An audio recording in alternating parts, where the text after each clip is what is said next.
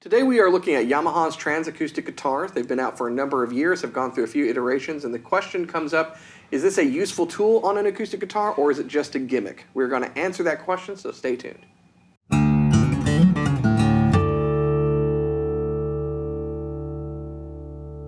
Hey, you're watching Alamo Music TV. My name is Chris McKee. And I'm Cooper Greenberg. We are here with Alamo Music Center in San Antonio, Texas. You can find us online at alamomusic.com. If you're new to the channel, make sure you subscribe, turn on notifications, like our videos. If you want to support the channel, visit our Spring store link below and check out our podcast, the Fretboard Confessional, also linked in the description or wherever you get your podcasts. So we have done a number of videos on the Yamaha Transacoustic guitars in the past. The Transacoustic technology did not start with their guitars. It actually started with their pianos. And that similar use basically migrated over to the acoustic guitar line of the business. And when they came out, there was a very small selection of guitars available, and of course, because of its popularity, it has grown. So you've got a classical version, that's the CGTA, which was one of the newer models. They've got the small, it's the CS? The CSF TA? Which is kind of the small parlor, which is a very, very cool guitar.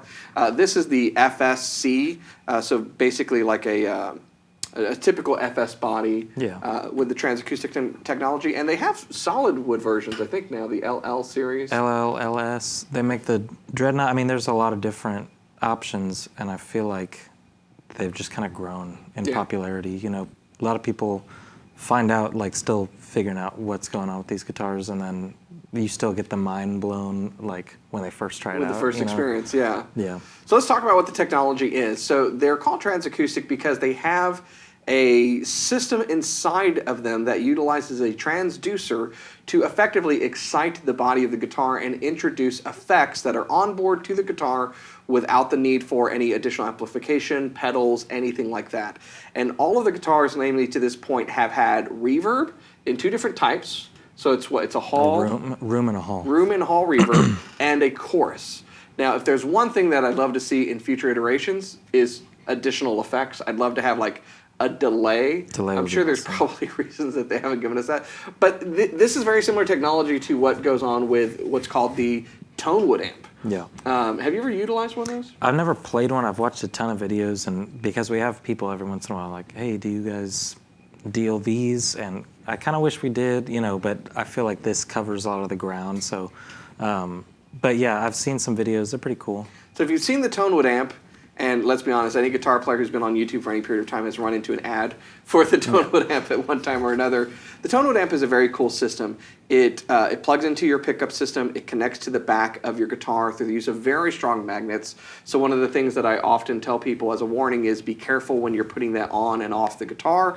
It is very easy to damage finish just by letting it slip and having the impact hit the instrument. But I've installed a number of the cross braces that go in the guitar. It's a very lightweight plastic cross brace that you have to install, and then the tone wood amp sits on the back of it, and in that fairly chunky, heavy device is this transducer actuator that excites the body of the guitar and provides these effects through the sound hole so that you can have these when you're playing.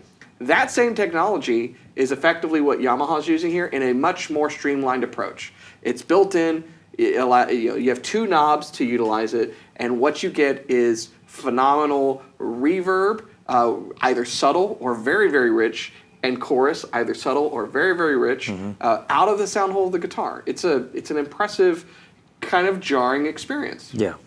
So you were talking about when people try them for the first time, they're like, That's the funnest part. What witchcraft is going on in this guitar? Yeah, because the other thing too is like people try to adjust the volume, like they're plugged into an amp or whatever, and it's just, you're just affecting the amount of the reverb or chorus. But there's such nicely voiced reverbs, and the chorus is really nice. I think people just get surprised that that kind of technology actually exists, and it's not like it's a real thing. That you hear it on YouTube, it kind of feels like it might be amped up in post-production a little bit, but in real life really it's not. like, I do think delay would be the big thing that I would want from it, but you got to think about, like, in both of the demos, I like kind of slap it a little bit so you can hear it just ringing out. There's got to be some kind of cutoff. Like, it can't be this long, tape echo forever kind of thing. And I think that since it's a pretty subtle range that you're working with, that's how they keep the sound quality so high and nice, because it's just reverb or chorus, like kind of immediate effects. And yeah, the reverb has a little bit of a trail, but you know. Well, and what's nice about these guitars is that this system is in Yamaha guitars. We're already a big fan of Yamaha's guitars. Their acoustic electric guitars never disappoint. They're always made with really great quality. Even at the most affordable Yamaha guitars that we stock, the fit and finish, the care that goes into building them, you can tell that there's a lot of focus in the manufacturing process. And when you go up to their higher end guitars, whether it's an acoustic or hand-built classical or a Revstar electric, they will hang with anybody in the guitar market pretty much. So it's nice that they've basically taken these quality acoustic guitars that are already great and have modified them with the system that can expand your creativity. But the question is it a useful tool or is it a gimmick? So before we go there, let's listen to them. You did the demo on these. So we've got a steel string acoustic guitar here, and then we've got the nylon version with the system. Employee, do you want to talk about anything that, as far as how you set them up?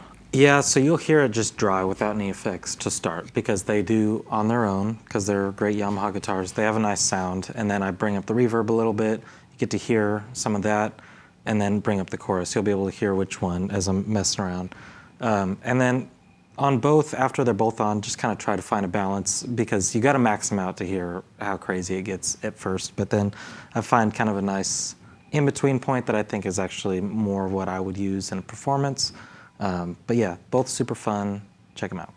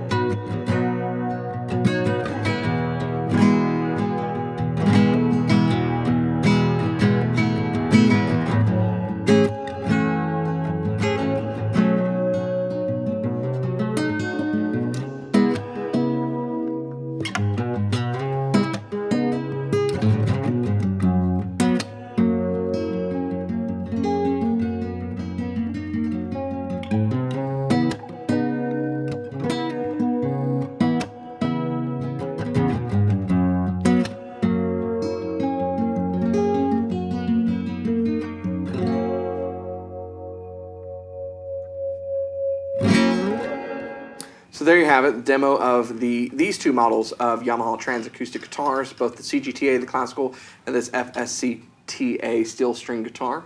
So I'm going to start with you, Cooper. Yeah. You know, you are a professional guitar player, and like me, you play a lot of guitars here. Yeah. So what is your verdict on this? Is this a good tool to have, or is it a gimmick? I think it's a useful tool, 100%, and I will tell you why. I think the chorus is like a fun bonus that you get. But really it comes down to the reverb for me, and it's because I think that guitar players typically play best when there's a little bit of reverb. And I think it's because most players play best when they're leaving a little space, when they're being more deliberate with what they're playing and not trying to fill in every open space, whether they're playing with the band or they're playing solo. You don't always have to be doing something to keep it interesting. Sometimes it's worth it if you're playing a chord. Let it ring out without all your fancy stuff, which I fall victim to, as you saw in the demos. I like the fancy stuff. And with leads as well, you know, you want to be able to leave space, build up a phrase, build up something with purpose and kind of intention. And I think without reverb, if you're just going super dry, you want to fill more space because your sound dies out faster and you're like, oh no, I need to take up as much as possible. With reverb, it's kind of extending your phrase and adding a little dimension to it. And usually, say if I'm playing my electric guitar, I play a lot differently when it's unplugged. I'm sitting on my couch versus when I have a nice spring reverb on there. And it feels like the sound of the guitar is larger and more imposing and actually has a defined voice. And I think that, I mean, this is a ridiculous example. We always talk about them, but like that just Strat tone with reverb, live in LA, John Mayer. Yeah. Same with David Gilmour, a lot of that great Pink Floyd stuff. It's a Strat and reverb, and it fills up so much more space than you know, without reverb. And I think on an acoustic, if you're playing chords or if you're playing lead, you play with a little more intention if you're not being forced to fill up all this space. Also, if you're playing with a portable PA and your guitar, and that PA doesn't have reverb on it, you're going to want it for a performance anyway. And I think this is really high quality, nice sounding reverb, room and hall. It's a great tool, and chorus is fun. Yeah, so I don't think it's a gimmick. I think it's a tool as well. It's a cool tool, but the reverb is what makes these a very useful thing for me, I think. What do you think? I agree. Boom. I don't think it's a gimmick. I think it could be a gimmick. And I do think there are some guitars that are starting to come out. I'm not going to name names. You've seen the ads. But you know, sometimes you can throw too much technology into a guitar. And I tend to take the approach when it comes to technology in acoustic or electric guitar, that you have to kind of hit that fine line. I don't want a smartphone on the side of my guitar, you know, but I welcome technology when it's done right, when it's streamlined, when it's an easy user interface, and when it adds something to the playability. So I think, one, if these weren't good guitars to start with, it would be a gimmick to sell the guitar. Yeah. Yamaha doesn't have any trouble selling guitars. This is just a new technological tool to add. And just like with the pianos, it's very cool, useful in that regard. Yeah. But talking about pianos and what you were talking about with reverb, I think that this is almost like having a sustain pedal on an acoustic guitar. You know, when I started playing piano, the sustain pedal was a great place to hide. You know, because you could hit something luscious and you can make a mistake and it could kind of be hidden. And heck, delay and reverb on electric guitar can be like that sometimes too. But to your point, sometimes it's a wonderful way of allowing the note to breathe. That sustain allows the note to speak for itself. It allows for you to create like an atmospheric feel. And when it comes to these, here's my favorite thing about it, is you can sit down on your couch with your guitar and nothing else, and you can be playing, you can have this effect, and you can be inspired. More and more, I have been looking for ways to, with the least amount of gear, sit and practice and have access to things. Yeah. I think this allows that to happen. I'll give you another example that's completely unrelated to Yamaha, and that's the Mustang Micro. So just Saturday night, I was working on a song, and I didn't want to get out pedals and an amp and everything. And I was also having to play along to something as I was working on this. So it was great. I could have a little plug-in thing, my headphones, Bluetooth, my phone, and that's all I needed. Yeah. You know, that and my guitar, and I was done. I like this approach for that reason. You can sit back, you can turn it on, and you can have what a luscious, you know, like empty warehouse would sound like with reverb. Yeah. Right there in your living room. Yeah. And so for that reason alone, if you'd never performed with these outside of your house, then for that reason alone, I think it's valid. But I have the trump card to say that this is not a gimmick. And his name is Andy McKee, a different McKee, a better guitar playing McKee. Huge tonewood proponent, yeah. Huge tonewood proponent for that reason, right? Now he's using really high-end guitars that wouldn't have a system like this in there and utilizing that tool. But if he's utilizing that tool as talented as he is and whatnot, for this purpose, not having to plug in and everything and being able to have cool reverbs and things, then it's a valuable tool for creativity. Absolutely. So thank you, Andy, for answering that question. Yes, thank you. Also, just a quick side note, with how they've expanded the line, it's not just the ruby red. I like using this one because it's interesting and it's cool. Out. But they got a nice tobacco sunburst. They got natural. They've got a black one that I think looks really sharp. And they got dreadnought. They got goldenrod, salmon, puce. No, they got a little puce in there. They got mauve. Little. I want to start a guitar company that does nothing but use finishes with like names like that. I'll take that puce, dude. Leave the puce. Yeah, they're very cool, and I would also, I mean, we mentioned it, but that parlor one too, especially if we're talking about sitting on your couch and hanging out, that CSF. TA, whatever it is, that's a really fun one. And makes a small guitar that already sounds bigger than it should be. Sound even bigger, which is really cool. And and with the classical, that's the one that I think blows people's minds the most because they're like, oh, you know, they don't expect high tech with old school. But if you're that classical player, if you're this guy, and you're practicing and you're going to be in a concert hall, if you're this guy and you're like, the reverb is, I think, adding the reverb, to me, a classical player in like a large auditorium or something, they're not going to be plugged in. Obviously, if you're playing at Juilliard, you're not going to be using a Transacoustic. But I think it adds to the sound that you really want to get from the concert hall sound. So there you go. We both agree this is a useful, creative tool for the guitarist that happens to come built into some fantastic acoustic guitars. But I want to hear from you. Do you think this is a useful tool? Do you think this is a gimmick and we are full of it? Let us know your thoughts below. And if you do think it's a useful tool and you want one, you can go to a particular website. What website is that, Cooper? alamomusic.com. And if you think it's a gimmick, come in and play one because they're super fun and you'll get your mind changed. Yeah, so many people have had, like blown away once they actually play and go like, oh, wow. And then the next question is there a speaker in there? Where's that coming from? Nope, there's not a speaker. There is a transducer in there. There's no speaker. Basically, your guitar is the speaker. Is how that technology works, and it's very, very cool. Yeah, it's pretty sweet. So come in and try them if you haven't, because it's just a fun experience. If you're new to the channel, make sure you subscribe, turn on notifications, like our videos, and keep coming back for more. We'll see you next time.